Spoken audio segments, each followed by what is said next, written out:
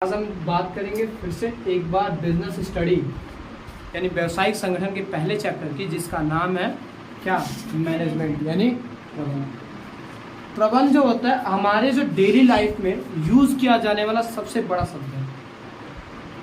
अब without management, बिना प्रबंध के आप बहुत कम कामों को कर सकते हैं। कर तो सकते हैं, लेकिन हम ये कह सकते हैं आखिर मैनेजमेंट की ज़रूरत हमें क्यों पड़ती है, क्या है ये मैनेजमेंट, क्यों है ये मैनेजमेंट, और मैनेजमेंट को लागू करने के लिए किन किन घटकों की आवश्यकता होती है, वो सारे घटक के बारे में आज हमें सबसे पहले बात करते हैं कि मैनेजमेंट है क्या। What is management? किसी कार्य को बेहतरीन ढंग से करना। बेहतरीन ढंग से करने का मतलब होता है एक प्रॉपर तरीके से, एक स्टेप बाय स्टेप तरीके से, बढ़िया तरीके से करने का जो प्रोसेस कहलाता है वो मैनेजमेंट कहलाता है। ठीक है, किसी भी काम को बेहतरीन ढंग से करना क्या कहलाता है, मैनेजमेंट कहलाता है। अब ये प्रबंध होता क्या, ये हमें पता लग गया। प्रबंध को लागू करने के लिए कुछ घटक होते हैं जो इंपॉर्टेंस होते हैं, अगर उनके बिना हम मैनेजमेंट की कल्पना नहीं कर सकते। सबसे पहली चीज मैनेजमेंट में जो होती है वो होती है प्लानिंग यानी योजना बनाना। किसी काम को करने से पहले, किसी काम को करने से पहले जो उसकी रूपरेखा, जो योजना, जो प्लानिंग पहले से बनाई जाती है, उसी को हम क्या कहते हैं, मैनेजमेंट की प्लानिंग कहते हैं। आपको यहाँ से शादी में किसी घर जाना है, तो अगर कल जाना है तो कल कैसे जाना है, कौन कौन से कपड़े ले जाने हैं, क्या क्या सामान ले जाना है, कैसे वहाँ जाके फिर कैसे मुझे वापस आना है, ये सारी रूपरेखा, ये सारे प्रोसेस पहले से ही हमें क्या कर लिया जाता है, हम बना लेने का काम करते हैं, और वही हम क्या कहलाता है, प्लानिंग कहलाता है। सेकेंड थिंग है ऑर्गेनाइजेशन। इस ऑर्गेनाइजेशन का एक मतलब ऑर्गेनाइजिंग भी होता है, यानी उस चीज़ का प्रबंध करना, उस चीज़ को जैसे मैंने प्लानिंग तो बना ली कि मुझे एक ट्रॉली बैग ले जानी है, मुझे ये सारे कपड़े ले जाने, तो उन सारी ट्रॉली बैग ले जाने, कपड़े ले जाने के लिए आपको ट्रॉली बैग भी तो चाहिए। ऐसा थोड़ी कि मैंने प्लानिंग बना ली और उस प्लानिंग को बनाया और अपने आप पूरा हो गया। तो यानी वह सामान, वह चीज़ों की व्यवस्था करना ऑर्गेनाइजिंग कहलाता है। क्लियर? व्यवस्था करना क्या कहलाता है, ऑर्गेनाइजिंग कहलाता है। तीसरा है स्टाफिंग। अभी तो हम बस शादी की बात कर रहे थे। अगर वैसे किसी, जैसे मैनेजमेंट जो होता है बिजनेस में लागू होता है। मैनेजमेंट कहाँ लागू होता है, बिजनेस में। तो बिजनेस में किसी काम को करने के लिए, अगर मान लीजिए मेरे पास बिजनेस है, बहुत बड़ा बिजनेस अगर हमारा, तो क्या हम अकेले उस काम, सारे बिजनेस को हैंडल कर सकते हैं? नहीं कर सकते। उसको करने के लिए मुझे क्या चाहिए, कम से कम लड़के चाहिए काम करने वाले। तो वो लड़के जो होते हैं, स्टाफ जिसे कहा जाता है, ऑफिस में स्टाफ होते हैं, स्कूल में स्टाफ होते हैं, बिजनेस में स्टाफ होते हैं। तो वो जो स्टाफ होते हैं, जो लोग होते हैं, उसे क्या कहा जाता है, स्टाफिंग कहा जाता है। डायरेक्टिंग यानी दिशा निर्देश। अब जैसे आप सभी हैं, अगर आप किसी कंपनी में जॉब कर रहे हैं, किसी बिजनेस में जॉब कर रहे हैं, और आपको बताया ना जाए कि ये काम ऐसे करना है, तो आप क्या करोगे, कुछ कर सकते हो? नहीं। तो यानी हम डायरेक्टिंग का मतलब ये कह सकते हैं कि ऐसा वर्क जो हम स्टाफिंग को बताने का काम करते हैं कि मुझे या फिर उनको किस तरीके से काम करना है, डायरेक्शन देना, दिशा निर्देश देना। क्लियर? लास्ट होता है कंट्रोलिंग, नियंत्रण। कोई काम तभी बहुत सही तरीके से होता है जब उस काम पे हमारा क्या हो, नियंत्रण हो, चाहे उस काम को करने वाले के ऊपर हमारा नियंत्रण हो। जैसे अगर मैंने बिजनेस खोला है, मेरे अंडर में 4 लड़के काम कर रहे हैं, और चारों को मैंने काम दे दिया कि आपको काउंटर देखना है, आपको कस्टमर हैंडलिंग करनी है, आपको बाकी मैनेजमेंट देखना है, सब कुछ मैंने हैंडल कर दिया, और पता ये चल रहा है कि मैं क्या कि इधर से गया और वो अपनी वाली कर रहा है, कोई फोन पे लगा हुआ है, कोई कहीं लगा हुआ है, उनका मेरे ऊपर नहीं है, मेरी बात का उन पे कोई असर ही नहीं है, तो बिजनेस ऐसे चलेगा? नहीं चलेगा। तो बिजनेस में सबसे इम्पोर्टेंट चीज जो होती है वो होती है कंट्रोलिंग। हमारा नियंत्रण होना चाहिए, बिजनेस में होना चाहिए, बिजनेस में काम कर रहे लोगों के ऊपर होना चाहिए। Is that clear? अब इतना होने के बावजूद मैनेजमेंट में 2 सवाल अटक जाते हैं।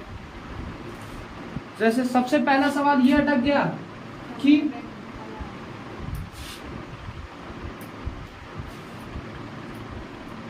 मैनेजमेंट इज साइंस, और दूसरा अटक गया मैनेजमेंट इज अ अब हम आज तक इस कंफ्यूजन में जी रहे हैं कि मैनेजमेंट है क्या एक्चुअली में, प्रबंध एक विज्ञान है कि प्रबंध एक,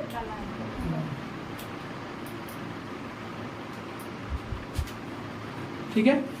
दो राइटर हमारे पास हुए, दो मतलब दो हमारे पास प्रोफेसर हुए। एक ने कहा क्या कि मैनेजमेंट इज अ साइंस, प्रबंध क्या है, विज्ञान है।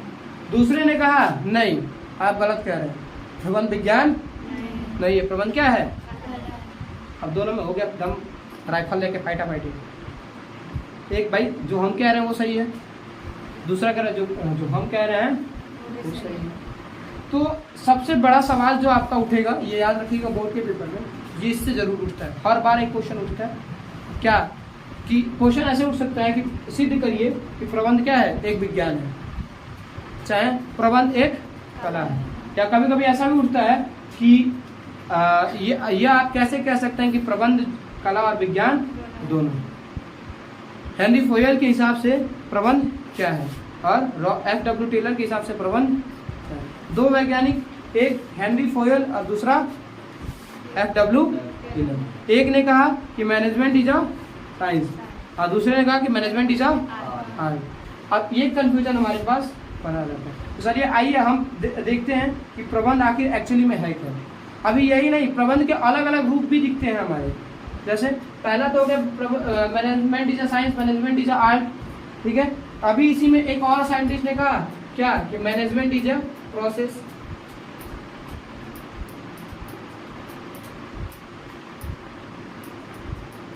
प्रक्रिया है वो क्या है। अब आपसे अगर कोई पूछे कि अब बताइए मैनेजमेंट है क्या, तो आप क्या कहेंगे। इसमें से आधे लोग कहेंगे कि मैनेजमेंट इज अ साइंस, आधे लोग कहेंगे मैनेजमेंट इज आर्ट, कुछ लोग कहेंगे मैनेजमेंट इज अ प्रोसेस। प्रबंध क्या है, एक विज्ञान है, प्रबंध एक कला है, प्रबंध एक प्रक्रिया है। अगर ये सब कुछ है तो एक्चुअली में प्रबंध है क्या भाई, प्रबंध है क्या, कला, विज्ञान की प्रक्रिया।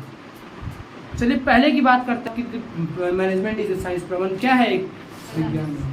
कैसे है विज्ञान। विज्ञान का मतलब होता है, विज्ञान की परिभाषा होती है एक सुव्यवस्थित क्रमबद्ध ज्ञान को विज्ञान कहते हैं। उस तरीके से प्रबंध कहता है कि प्रबंध एक क्रमबद्ध ज्ञान का समूह है जो किन्हीं सामान्य सत्य को या समान सिद्धांतों को स्पष्ट करने का कार्य करता है। इस परिभाषा के आधार पर हम ये कह सकते हैं कि प्रबंध क्या है, एक विज्ञान के लिए। जैसे अब इसमें कुछ चीजें और जो प्रूव करने के लिए इसकी विशेषताएं होती हैं क्या कि पहली विशेषता ये होती है कि प्रबंध क्या है, एक क्रमबद्ध है, एक क्रमबद्ध ज्ञान का समूह है। पहली विशेषता इसकी क्या होगी, प्रबंध एक क्रमबद्ध ज्ञान का समूह है।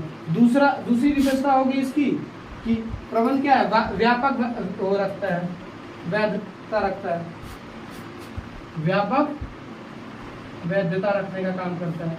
तीसरी विशेषता इसकी हो गई किसकी, विज्ञान एक प्रबंध एक विज्ञान के रूप में इसकी तीसरी विशेषता होगी कि ये परीक्षण की अवधारणा रखता है, परीक्षण की अवधारणा रखता है। तो इन सारी विशेषताओं और इन सारी परिभाषाओं के आधार पर हम ये कह सकते हैं कि प्रबंध क्या है, एक विज्ञान है।